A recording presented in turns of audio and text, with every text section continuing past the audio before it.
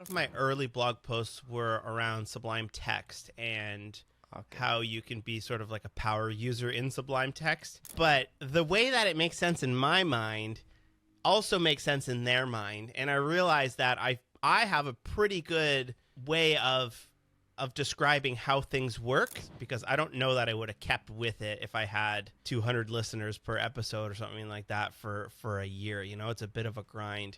To keep going. I'm sure you know. Yeah, it's really hard to keep up. Yeah. It's a lot of work behind the camera. Yes. Oh yeah. Women who did this like 30-day green smoothie challenge, where you go to their blog, you sign up for the 30-day green smoothie challenge, you get 30 recipes, and you just stick with it. And they built this amazing community. And I was like, I should do that with JavaScript, you know? Is like, I look back at my entire career and like, what did I do that like really helped people and changed the world? And it sounds silly, but a lot of people learn to code through that. This podcast platform that we're talking on right now, Riverside, it was built by a guy who took my course. He's like, I'm going to build a podcast platform. He took my Node course. What are the type of developer who AI will take their job? For me, as a developer, I think you absolutely need to lean into using AI when you're coding. And I'm at a point now where I'm like, there's another VS Code fork, you know? Oh, there's another AI thing. It's like, oh, this is... That talk I did a year ago is 100% obsolete. It's all different now. It's crazy. The images that this thing generated like 2 or 3 years ago were hilarious. And now they can make convincible video.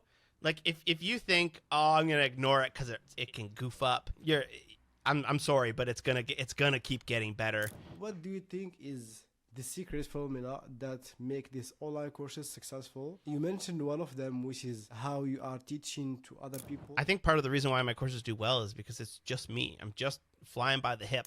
At the time, everybody said I was an idiot for doing that. Like, why don't you just make a sign up and you can access all your courses at once? You know, the Rails cast was big at the time where listening to those people is very beneficial because you can get good marketing copy out of their pain points, but you can also get a good read for where people are at and you can know what to create from there. Does anything change after the acquisition, or it's still the same vision for the Syntax FM content strategy and stuff like that? In fact, like sometimes people from Sentry will suggest guests, and I'll be like, no. Like the other day, someone was like, hey, can we get this person on the podcast? And I was like, it's not a good fit. You know, like when we were selling ads, we sold out of all the ad space. So we added another episode. And then we sold out all that ad space. So we added a third episode because we're like, well, let's just keep making money on this thing.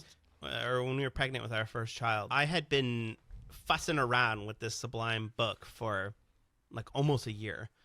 And when we realized we're going to have a baby, it's just something in you just kicks you into hard drive. And I put the thing out and it did super well. And I made a bunch of money on it. And like, what do you think make the success of the Syntax FM? A large part of the web development community talks about how things suck.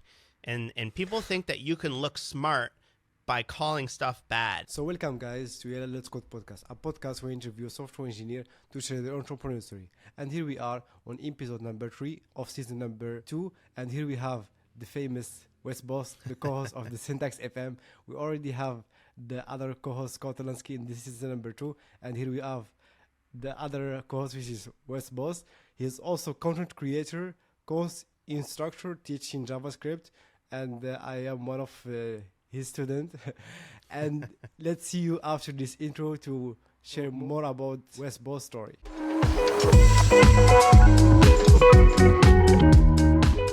Thank you so much, Wes Bos, for giving us time to share your story with us for today's episode.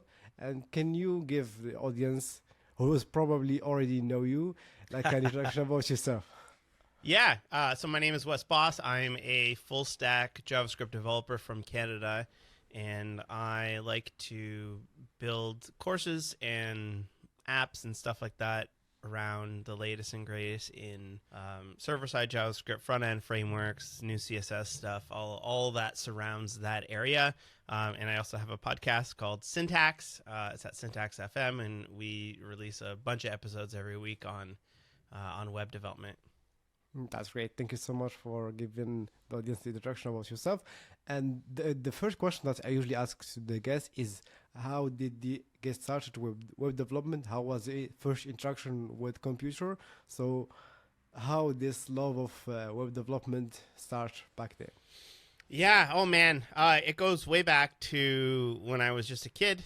We were one of the first people to have fast internet or internet at all. Sorry, even dial up. And I was just poking around building websites. I built a couple just websites for myself. I built one for PlayStation 2 before it came out. And then I always just kind of loved that. And then once MySpace came around, I was in high school, and MySpace was, you could tweak it with adding HTML and CSS to your profile. So I would I would like do custom MySpace layouts for people, and along with like designing the whole thing. And like all through high school, I was always like designing T-shirts and albums and whatnot. And as things sort of started to shift away from MySpace, I was like, oh well, maybe I'll just build websites now, you know. So I picked up WordPress, and I did like freelance consulting for a number of years while I was in university. And then once I graduated from university, I was like, I'm going to do this thing full time. And I was just kind of doing JavaScript, WordPress consulting, joining agencies that needed work or needed some jobs done. And then finally, I guess not the last arc, but I started doing a lot of blogging early on, and that blogging turned into building courses and selling them, and here I am today. That's really good. And what was your first blog post that you wrote back then?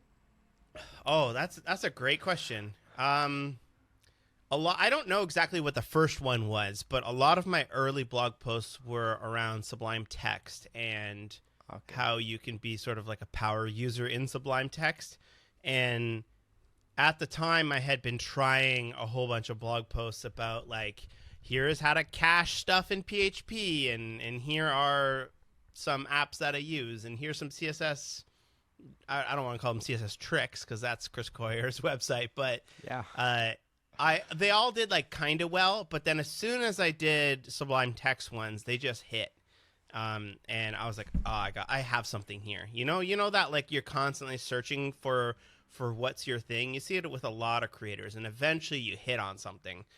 And the Sublime Text stuff did super well. And at the time, it went to the top of Hacker News, and I kind of scrambled. I'm like I knew like I got to harness this traffic somehow, because these people are not going to come back to my blog post. So some of them subscribe on RSS feeds and whatnot, but you kind of lost them after that. So I quickly threw up like a little sign up form to just funnel their emails into MailChimp. I'm like, I'm writing a book on Sublime Text. And like, I think I got like 2,500 signups in a couple days from that traffic. And then I was like, well, I better write a book now, because that is what I told people I'm doing. So I did that, and it worked out. That's really amazing. And which time we are talking about the first blog post about Sublime Text? Yeah, when was that? Oh, that's a good question. It was probably like 2013, 2014 or so. Okay. Yeah. That's really good. And you did like a blog posting for quite some time, and after that you start doing more like online courses, and most of them were like more JavaScript focused. And what was the first course that you did after like I would say done, but after migrating from blogging to like doing online courses? Yeah. So what had happened was I was doing blog posts, and a local meetup or a local thing called Ladies Learning Code asked me. They said they had like one-day workshops, and they were like, hey, would you lead a workshop? And I thought, me? I don't think so. Like, I'm not a teacher, but I was like, sure, I'll do it. Because at the time I just went to the last page of my blog post, and my first like 10 or so blog posts were on PHP and PHP caching techniques. And my first Sublime blog post was September 22, 2011. And previously before that, I was doing a little bit of Node.js stuff, which it shows you how long I've been in Node.js world, almost 15 years. Yeah. Since it started. Yeah. So like that, I was doing those blog posts. They had noticed. They said, hey, will you come lead a workshop? I said, sure. So I put together a 1-day workshop on building like a theme with WordPress, and it was nuts. We had like 100 women come out, and we spent all Saturday doing WordPress and learning it. And people said to me, I really like the way that you explain things. It just makes sense to me. And I thought, I'm a bit of an idiot, but the way that it makes sense in my mind also makes sense in their mind. And I realized that I have a pretty good way of describing how things work in a way that is approachable and not academic or over the head. Because I find that there's a lot of really smart people out there that are really smart, and they can't. It's hard for them to convey it to just us regular people. So after I had done that, I was like, oh, wow, maybe I should be doing a little bit more. And as part of writing the Sublime Text book, I was like, well, you got to have like a 2 levels, right? You got to have the book, but you got to have the book and something else. So I was like, I'll have the book and a couple videos. I think I had like 20 videos on how to do things. And people just like the videos better. They're like, I want more of these videos, right? It was kind of the like early days of coding videos. So I thought, okay. And then my next course after that was one on, I think it was on React or maybe on Flexbox.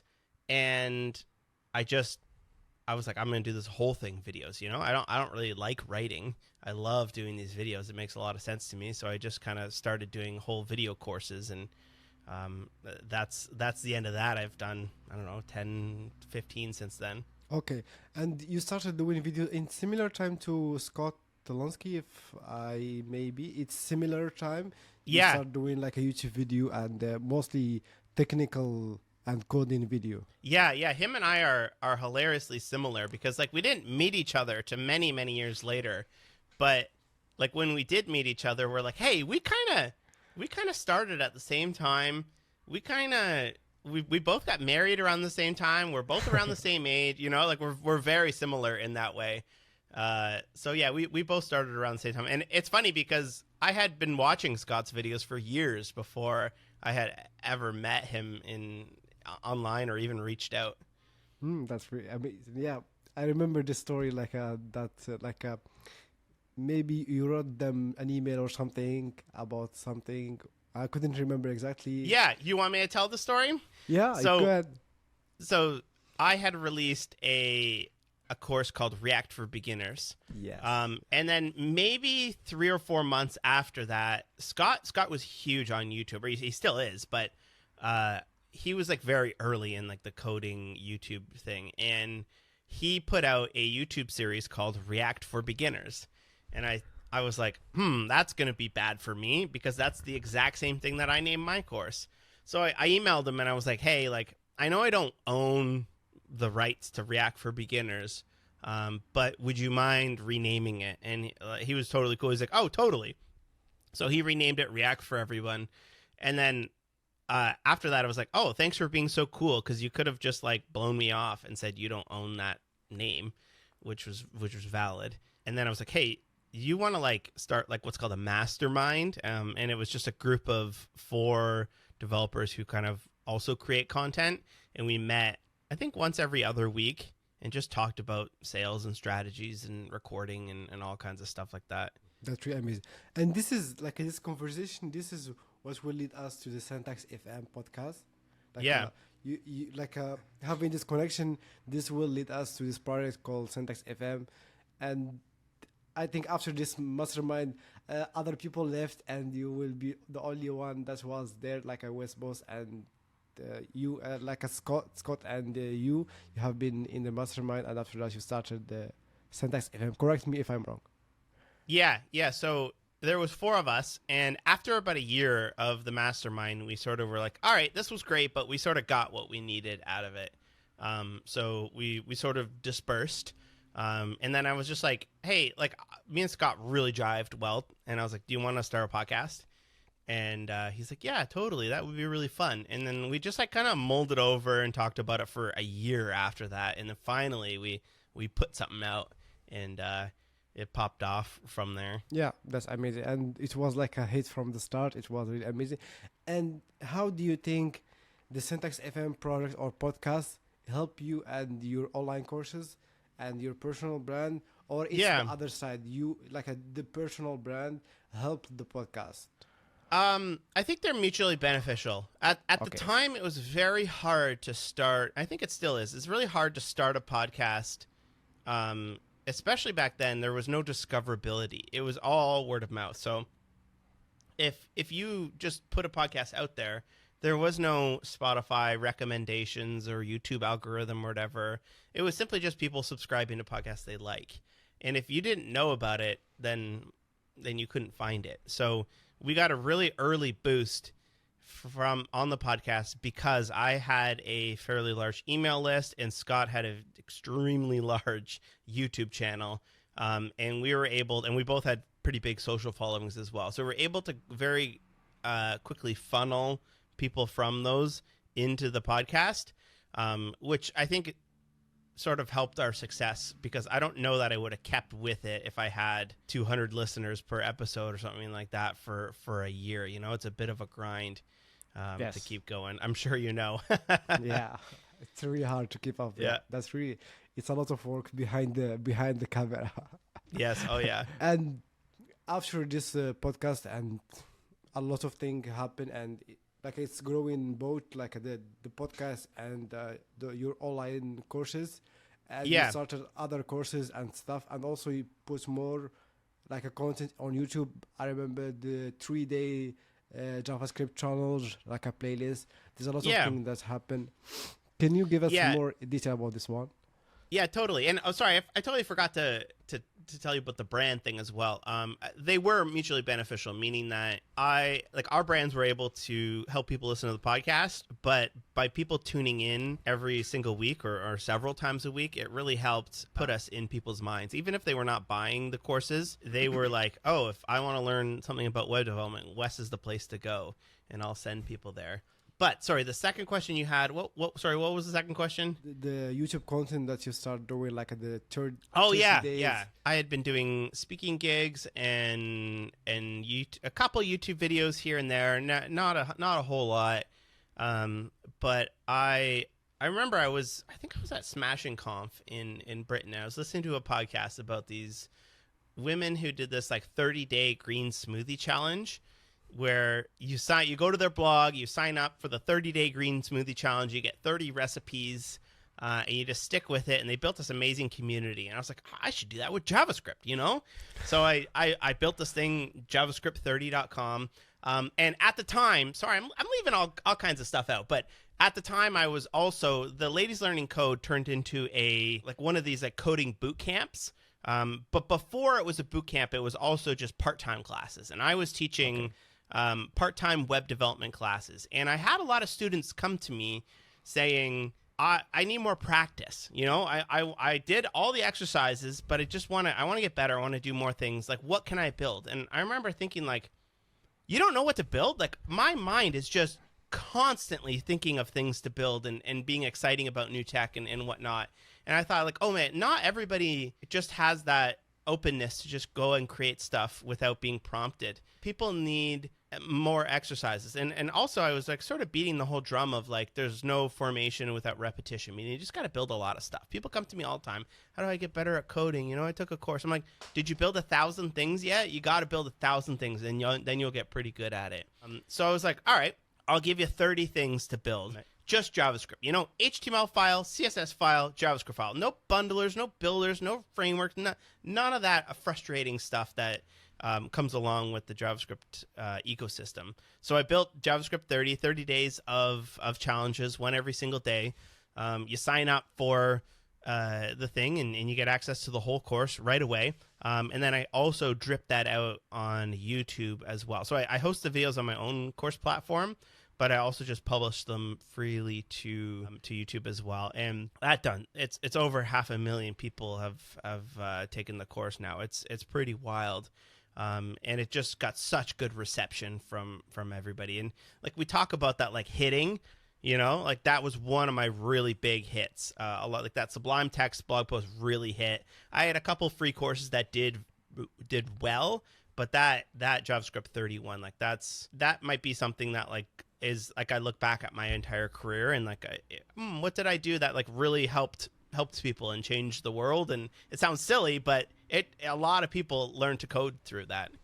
Yes, and I learned so much back then through this playlist, and also the way that you are teaching JavaScript back then, like when I start, it was very entertaining. I didn't feel bored, like Yes. through your like a video style format. It wasn't feeling bored. It was always like entertaining. There's not a lot of silence, like pauses and stuff. It was really, I would say, intense, but at the same time like entertaining. So you don't feel bored when you are learning how to Yeah. like how to use JavaScript. Yeah, at the time, a lot of the online courses were people with like slide decks, and they would prepare a whole PowerPoint, and then they would just sit there and hit next, and talk over it. And for a lot of people, that's a great way to learn. But I think what I hit on is that like not everybody learns well that way. A lot of people just want to see me building real world things that is semi-complicated, you know, and real world enough that you can think, oh, I can take this, I built this, let me now expand that and build something else. Like this podcast platform that we're talking on right now, Riverside, it was built by a guy who took my course. He's like, I'm going to build a podcast platform. He took my Node course. He basically took the stack that we learned in the course and then built. Obviously it's much more, it's an amazing product now, and it's much further ahead than that was, but it was like an initial building block for people who had dreams and ideas of things that they want to build. Yeah, exactly. This was the thing that I really like about the course, that you can just, for example, you think this is really good. Can I just like add this feature or like this stuff? Yeah. So it will like you will have the initiative yourself to like make it better and like Yeah. make it more complex. And those wins of like, I made something that feels good. I did something. Yes. I did something the next day. Those small wins are crucial for momentum in coding, because coding's hard and it's a slog and things don't work and you get frustrated, you know. And if you get too much of that, you can just throw your hands up and be like, this is not for me, you know. And like I had that myself with coding, so it's nice to have those small wins. You feel good about yourself, you know. Yeah, that's really amazing. And you mentioned some really good number. You mentioned like over 500,000 of like a student that attend and purchase your online courses. Can we have like other number that you would like to share with us, if you don't mind? Not 500,000. So the JavaScript 30 was a free course. Okay. And that's what they call a lead magnet in the biz. Which is like, you see a lot of people try to put crappy stuff out there to try to capture you and then force you down some funnel. And I've always been like a fairly savvy marketer guy, but I also have a high bar for BS. So I just was like, all right, well, I'm just going to make some of my courses free and some of them paid. And that's the only differentiator between the two. So I don't know what other stats I can give you. That's in top like, of your head. Yeah, well, like, so I'll give you another one. I have beginnerjavascript.com. So that is my paid JavaScript from scratch. Or if you're intermediate, you can get to know the language really, really well.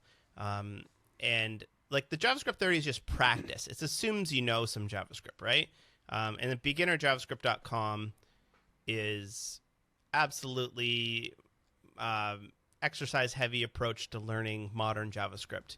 And that's a paid course, and that has over 20,000 people have bought it over the years, which is quite a bit. Yes. So you currently only like do online courses and speaking gigs, and one of the conference that you went to is that I watched the video about it is GS Nation. Yep. And the last year version, it was, you have a talk about AI and developer. And one of the questions that I would like to ask you about, what do you think are the developer that AI will take their job? Yeah. So there is kind of developer. I wouldn't say developer will take our job, but like I frame it a bit. So what are the type of developer who AI will take their job? I think the thing about being a web developer is that it's always changing. There's always new stuff to learn. There's always new best practices. There's always new frameworks. You're always upgrading things. And for a lot of people, that's really frustrating because it moves so fast and they don't like that, right? And to me, I like it because it's always entertaining, always new things to sort of learn. But now that we have this like fast moving JavaScript, and now we also have this like looming AI come out. It's kind of scary for a lot of people because they don't necessarily know like is it going to take our jobs? You see a lot of hucksters out there saying it's going to totally replace X, Y, and Z. And then you see a lot of people saying, no, I like to handwrite every line of code that I want, and you can't trust the AI. And I think both of those people are either scared or have something to sell you. And I don't think you should listen to either of them. So like for me as a developer, I think you absolutely need to lean into using AI when you're coding. I think that if you don't, you're going to sort of get left behind. And we've seen that over the years with like the people who made $2,000, $3,000 small business websites. That industry is not doing well. They're all on Wix or Squarespace or whatever because, quite honestly, it's a better experience. You pay $30 a month and you can just change the website yourself versus have to do this whole design and development, and you got your own business to run, right? So like that whole small business space has been sort of taken over by that and like social media. And I think that the people that are in that like $2,000, $3,000 website space are finding themselves having to skill up now because, oh, I can't just do that now. Now I have to learn how to like do some serious coding so I can build custom functionality and whatnot. So I think that's going to happen with AI as well, where the stuff that was hard before, like building a small business website, I did for many years, is kind of table stakes. And just the table stakes are sort of moving up. And it's no longer enough to be able to write clean code and whatnot because the AI can do that, right? And who's going to survive this is the people that can use those to build even better things. Like it's not just like, oh, we're not just going to stop technology now that AI is here. Like, oh, well, let's keep building these websites. No, we're going to use it to build the freaking craziest stuff ever that are even so much more next level, you know? So I think we're all just kind of shifting forward a whole bunch. And everybody should like not embrace it. I get a lot of people saying I'm like a doomsday guy, and all of my videos about AI, I don't build entire apps with AI, but I certainly use it as Copilot and helpers and whatnot. So I think that as long as you are just kind of open to the idea of using it as a tool, you know, it's a booster pack for your skill set. And I don't know if that answers your question. I don't know if anybody's going to get out of it. I think the people that will leave web development are the people that are just like there's a lot of just I can't do this anymore. It's just changing so fast. It's exhausting. Even me, I'm full-time. My job is keeping up with what's going on in web development. And I'm at a point now where I'm like, there's another VS Code fork, you know? Oh, there's another AI thing. It's like, oh, this is that talk I did a year ago is 100% obsolete. It's all different now. It's crazy.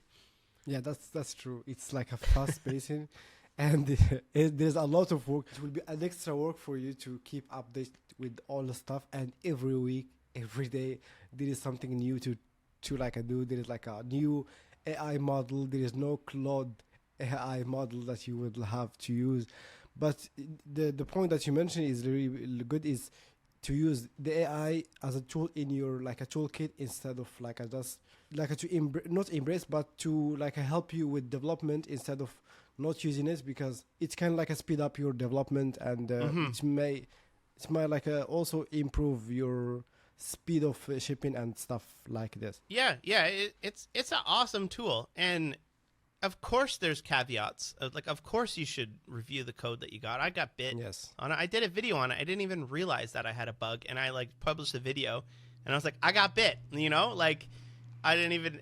That's what can happen. But people that think that it's not going to get better, like you go back 2 years and people were laughing at the images that this thing generated like 2 or 3 years ago were hilarious, and now they can make convincible video. Like if you think, oh, I'm gonna ignore it because it can goof up, I'm sorry, but it's gonna keep getting better. To a certain point, we'll probably hit like a diminishing returns. But these guys are firing up nuclear reactors right now so they can have more power to run more computers. Like, they're trying hard, and I have no control over it. So I'm coming along for the ride. You should keep up with it. That's the only thing that you have to do. Yeah. And this will lead me to a question that, like, how did you keep up all of this trend and this new AI and new technology? It's always changing, and I would say it's hard to keep up with all of them. But how did you pick which one to to learn? Because there is a lot of things to learn. What is like your metrics for technology that is trending to learn or to make a video or a course about? Yeah. I always tell people, when you hear about it 9 times, it's time to start picking it up. So people like me, like, it's hard to keep up with this stuff, right? And it's my job to keep up with it. And that's why people listen to the podcast. That's why people follow on social media, you know? And I'm constantly checking stuff out, you know? And at a certain point, you're gonna hear me talk about it for the 7th time. Like, man, Wes talked about CSS nesting. I should really check that out, you know? Now maybe it's time for me to check that thing out. So don't go wild checking absolutely everything out. You're going to burn yourself out. But at a certain point, you're going to realize, oh, this tool has a bit of momentum. And how you do that is you sort of keep your ear to the ground for people that are in the industry. So personally, what I do is I follow a whole bunch of people on social media. I have lists of release notes, browser, intent to ship, specs, things like that.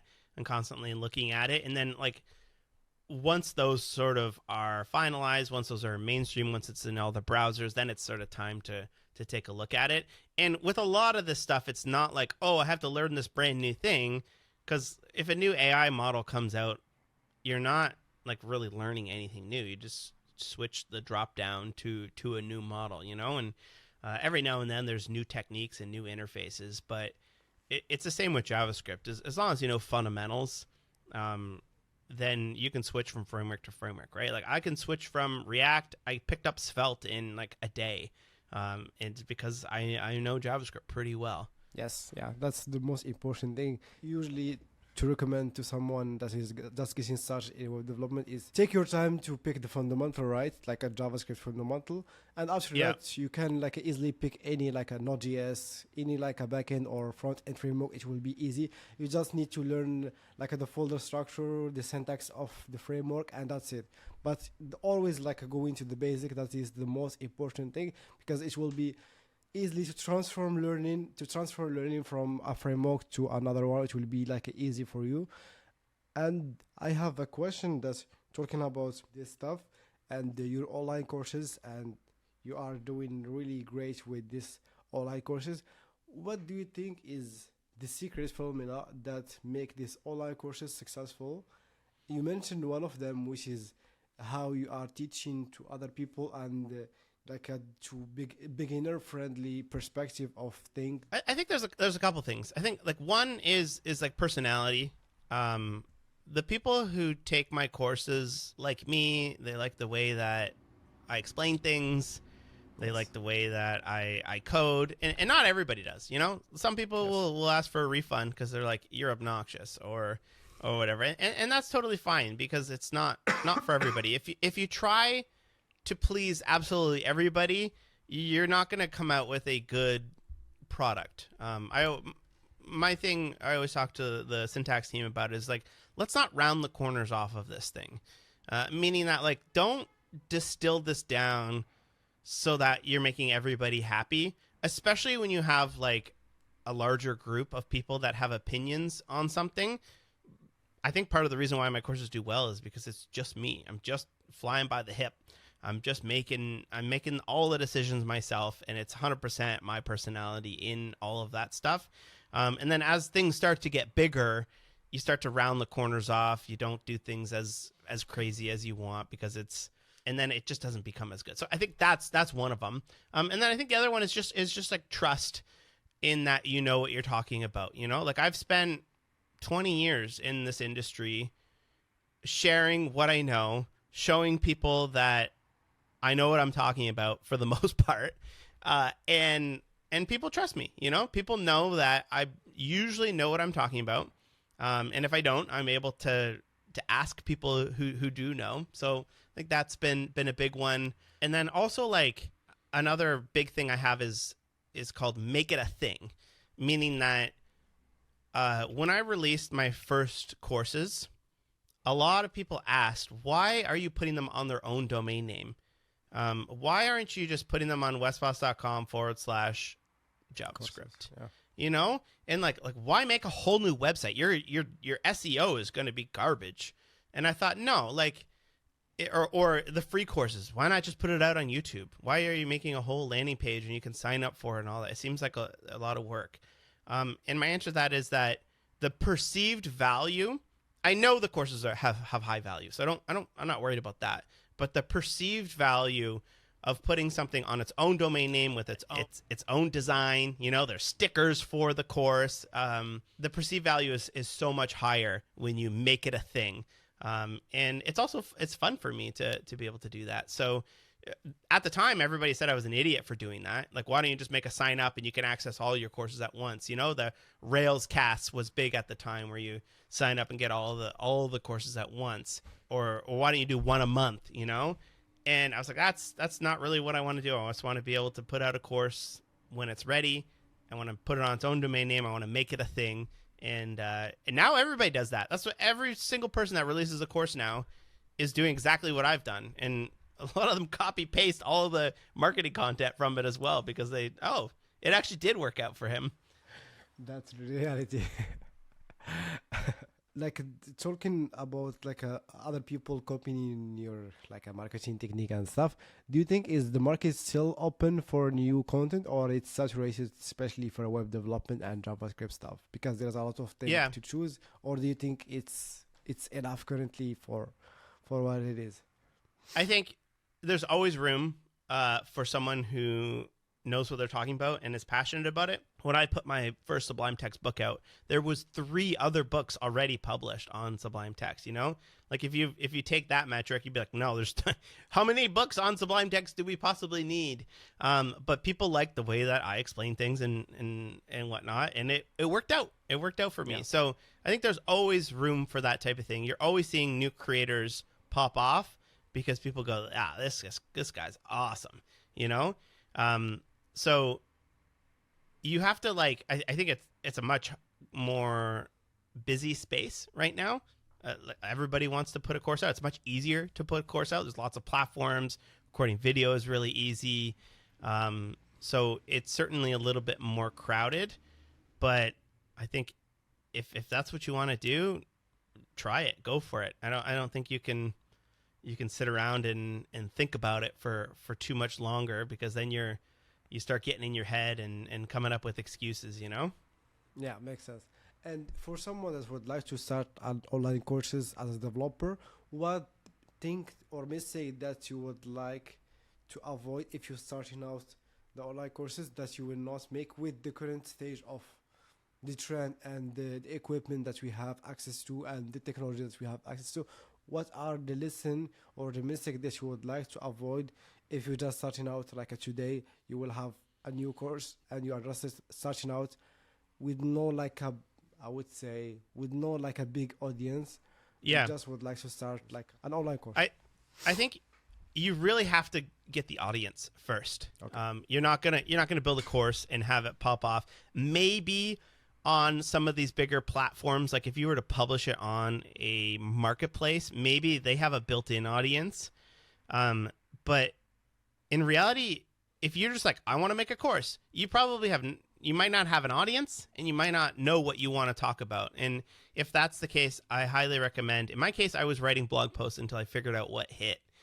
In your case, it's probably going to be pushing YouTube videos, TikToks, tweets, Blue Sky, Skeets, things like that, until just talk about what you love, share what you know, and eventually something's going to pop off and you're going to know, okay, this is the thing that I want to talk about, because you don't know what's going to work well until you try it. And if you build an entire course, that's a lot of work to try something, whereas you can very easily test things with a 10-minute YouTube video. Yeah, makes sense, because building a course, it's a huge commitment and there's a lot of things that you would like to consider, because Yeah. I are putting yourself in the fire. Yeah. And talking about lesson that you learn and mistake to avoid, what the lesson that you learn from making the online courses, from building Syntax, which is a successful project, and your online courses, which is a success project also, what are the lesson that you learn, the hard lesson mostly, and mistake that you would like, that you wish that you avoid back then? Oh man, I don't know that like I've had like a whole bunch of like, oh, that was a major mistake. I did at one point. I was started working on like a JavaScript tooling course, and it was like at the time of like Gulp and Grunt and Babel and things like that. And then I realized like this stuff changes absolutely so quickly, and it's also not something that people are dying to learn. So I ended up scrapping that. I think my biggest lesson is just listen to people. I often will just send email out to my email list and be like, hey, what are you struggling with? What do you want to learn? What's going on? And just hit reply and tell me. And you can get really good insights into how people feel. Like I'm always, that's why I love social media. You're always talking to people, always replying to people, and you get really good insights as to what tech are people using? What are people struggling with? Are people actually using this tech, or is it just like a hype circle? And listening to those people is very beneficial, because you can get good marketing copy out of their pain points, but you can also get a good read for where people are at, and you can know what to create from there. Yeah, makes sense. Got your point. This is a really good point to mention. I really like. I would like. Currently, the Syntax FM got acquired by Sentry, and currently Sentry on the Syntax FM. Does anything change after the acquisition, or it's still the same vision for the Syntax FM content strategy and stuff like this? It got better. Oh, that's what happened. Great. No, That's Sentry great. is a really cool company, meaning that they've been a supporter. They sponsored one of my courses way like probably 8 years ago, something like that. And they're just like, hey, you want to do anything? That's the approach. They came to me, hey, if you ever want to do anything cool, let us know. And I was like, hey, you want to sponsor one of the videos in my free course? And they're like, sure. And it turned out to be the best ROI they ever did. And then they sponsored the podcast for many years. They basically were just like, hey, here's the money for the podcast. Talk about Sentry. They never gave us ad reads or specific points or anything to hit on. They're just like, they understand that, again, developers have a low bar, high bar. They don't like BS, you know? So when it came time that they were like, hey, if you ever want to do anything cool with Syntax that's outside of just sponsoring the podcast, let us know. Then they're like, hey, how about you just join us? Because like I think we can make this thing a lot bigger. You know, I think we can do video. We got a producer. We have marketing and social media. We have new creators. The resources that we have are amazing, and it allows us to create much better stuff, which is really cool. And yeah, it's been great because like a lot of people were scared. They're like, please don't let Sentry like screw this up. You know, that always happens when something gets bought. But we were very cognizant of that as well, and they are like pretty. I don't want to say hands off, but they never tell us what to do or anything like that. In fact, like sometimes people from Sentry will suggest guests, and I'll be like, no. Like the other day, someone was like, hey, can we get this person on the podcast? And I was like, it's not a good fit. You know, like we're not doing anybody favors here, because at the end of the day, this is the community's podcast, and we want to make sure that we maintain that whole vibe. It's really important to me. So it's been awesome so far. Yeah, it really is. It's one of my favorite podcasts, like in web development, and currently the speed up. Like I subscribe to the Apple podcast, and every week there is new podcast episode. Yeah, yeah. So we're actually going down. So we do 3 a week right now. And the only reason we do 3 a week right now is because when we were selling ads, we sold out of all the ad space. So we added another episode. And then we sold out all that ad space. So we added a third episode because we're like, well, let's just keep making money on this thing. And now what we're doing is we're going down to 2 a week. And it was just going to free up a bit more time to do some more video content, because like YouTube is a big focus of ours with Syntax right now. And we want to spend a bit more time on creating videos, especially because like some of the podcast content is better fit for a visual medium. So now it's nice to say, hey, we want to talk about something. What's the best medium? Should we talk about it for 15 minutes on audio, an hour on audio? Do we need to bring a guest on, or do we want to make an actual video that goes along with this?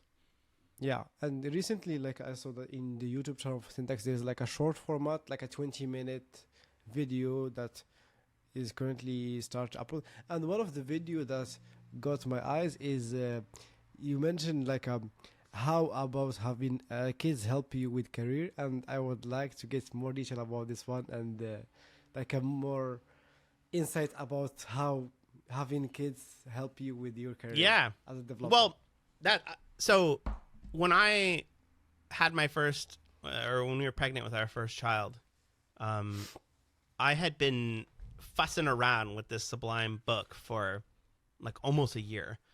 And when we realized we were going to have a baby, it's just something in you just kicks you into hard drive. And I put the thing out and it did super well, and I made a bunch of money on it. And like having kids is the best like productivity kick in the pants to sort of get you going. There's just something internal in you to provide for them, which sounds silly, but it's true. The best entrepreneurs out there, not all of them, there's of course many cases, but many of the best entrepreneurs I know are parents. And it's just, there's something in it where when you have kids, you learn to manage your time better and to provide for them, and like, yeah, you just get a little bit more tenacious. Yeah, and more responsibility because you have to provide for your own kids. So yes, exactly. A lot of pressure on you to. It's either this one or not. Yeah, exactly. That's really great point to mention. And talking, currently we are like almost on the last month of the year, and here will be over. And do you have any prediction for what technology that will be trending in the next year? A couple things. First of all, CSS has undergone crazy transformation in the last year and a half. A lot of the features most people don't even know about just yet. You know, there's nesting and scoping in animations and starting style, and like we have many podcasts on the topic, and it's just the amount of new CSS that has hit is unbelievable. And between that and HTML, we're going to be able to build much more flexible interfaces with just HTML and CSS. You're not going to need as much JavaScript, which is kind of nice just from a complexity point of view. It's easier to code, and of course you're loading less JavaScript on the page. So that's one, is that like I think like CSS is having a moment right now, very much how JavaScript had a moment when ES6 came out. And the other one is I'm really excited about TanStack Start. This is a new meta framework, full stack framework, kind of like Next.js or Remix. And it allows you to do server side, client side in the same file, which is kind of cool, like RPC calling server code from the client. And that's not that we've had that for a long time, but just the approach to this, I think, is very refreshing, because we've seen React Server components for, I don't know, they've been out for a year now, and I haven't seen a whole lot of uptake. I'm a big fan, and I like a lot of the things, especially the like keeping things at a component level. You know, you can do your data fetching in the component, you can suspend in the component, you can do everything you want rather than a page level. But I think TanStack Start is going to be, it takes away a lot. It gives you all those benefits, but it takes away a lot of the like hard parts that people are hitting in like Next.js specifically right now. So I think it's going to pop off. It's just in beta right now. He only announced it like a couple months ago. But I think given his track record and given me playing with it, I think that it's going to, a lot of people are going to enjoy it. Awesome. I never play with the TanStack, but I already like know the founder or the developer behind this over Twitter, and never play with this. But yeah, it will be the TanStack. Even if you've used React Query, or it's called TanStack Query now, it's one of those things where you use it and you go, this is nice. This is simple. I get this. You know, and I think I always think about my courses in the same way, where there's very smart people building these things, but Tanner just has like an approachability to him where he understands the like regular developer, and they want extreme power without it being extremely complicated, and everything he does is just like, damn, that's so simple. Yeah, makes sense. Got your point. I have a question about the syntax FM that I forgot to mention. Is what do you think make the success of the syntax FM? Maybe I have one of the thing from my perspective is the chemistry between you and Scott. It's really amazing, and it does show off in the podcast, but I would like rather to have your opinion about the formula, or what do you think make the syntax FM a success project from the start? Yeah. We poll our audience every year, and we ask them, why do you listen? And also, importantly, why do you turn it off? Because that's really interesting to me as well. Is like when people stop listening, why is that, right? And a lot of the reasons we get from people is probably the biggest one is they like the personality, right? They like Scott, they like me, they like the way that we explain things. They like the positivity. That's a big one as well. A large part of the web development community talks about how things suck, and people think that you can look smart by calling stuff bad, and that is not good. I don't think it's good to be critical of things, but when your entire personality hinges on saying what is not good, or trying to make yourself look smart because something is not as good as you would like it, that really frustrates me when people do that. And a lot of people don't like listening to that as well, because it's exhausting to listen to people talk about how much stuff sucks all the time. Not good for your mental health. So the positivity between the two of us is probably the biggest one. The chemistry, the back and forth, the banter. We talk a lot about our lives. That one is split of whether people like it or not. A lot of people say, I wish you would do more episodes about your lives. Like we just did an episode on electric cars, or we've done ones on health and fitness and soft skills. But a lot of people say, I don't like those episodes. And to me, that's fine, because it comes back to the don't round the corners off.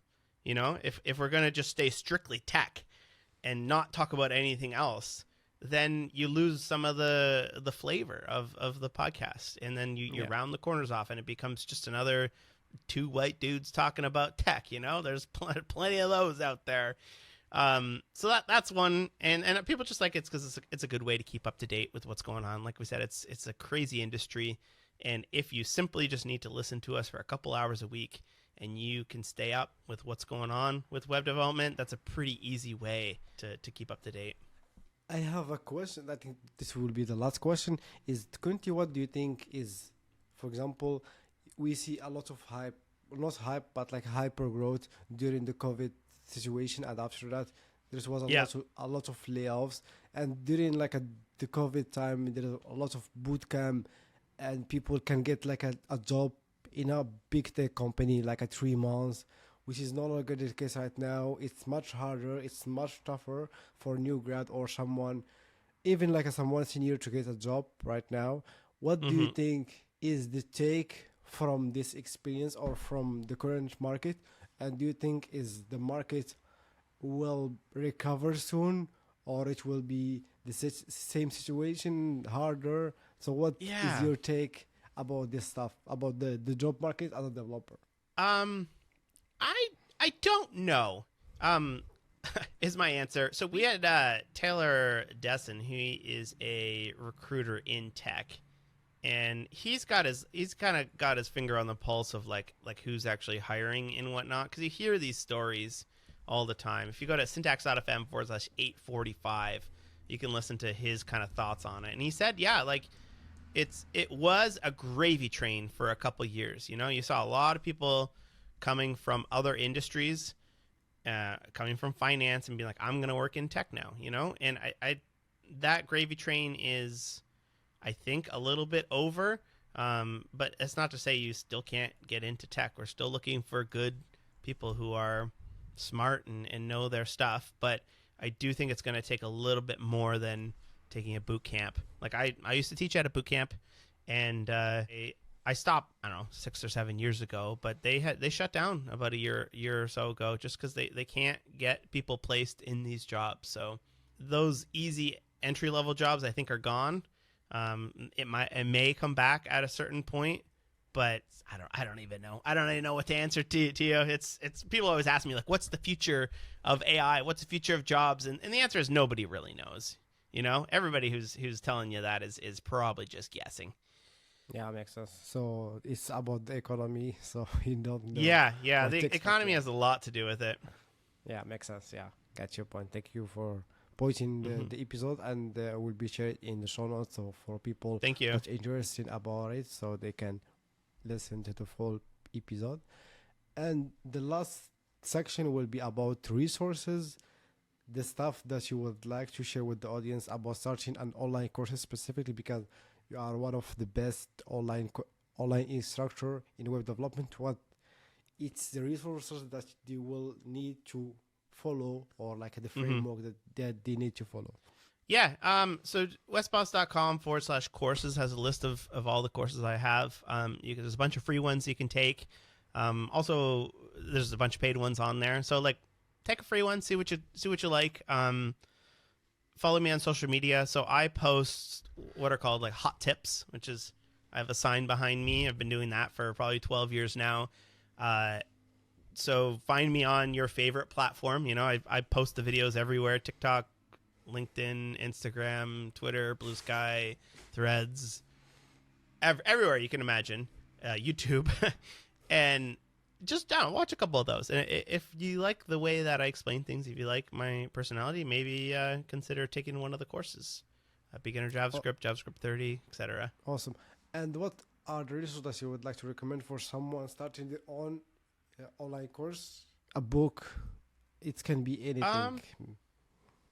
I don't know. The thing is, like, I didn't take any courses or anything to learn how this stuff works. It was just simply like figure out who's doing well in the industry, follow them and see what they're doing, you know, see what techniques they're doing, talk to them, watch YouTube videos. I think I'm big on like just when I'm trying to learn something, I'm big on just like hoovering up all the information, you know? And for me, that's read websites, read blog posts, go on social media, try to watch as many conference talks, YouTube videos about that topic as as you possibly can.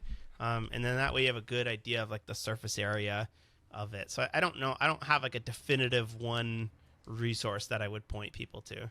Okay, makes sense. So you just need to get your hand dirty and start playing around with stuff. Yeah, exactly. And that's the thing with a lot of this stuff is as soon as somebody distills it down into a single resource, it's probably not it. And I say that as somebody who builds courses for coding distilled down into a single resource. Is yes, the course will give you lots of really good information, but at the end of the day, you really just need to build stuff and you really need to try stuff. And that's how you're going to figure this stuff out. Yeah, makes sense. Thank you so much for pointing that. This is the last part of this episode. Thank you so much, Wes Bos, for taking the time and squeezing the time and having this conversation with me Absolutely. about the topic that we mentioned. And it was a pleasure having you for today's episode. Awesome. Thanks so much for having me. I appreciate it. This is fun. I used to just lock myself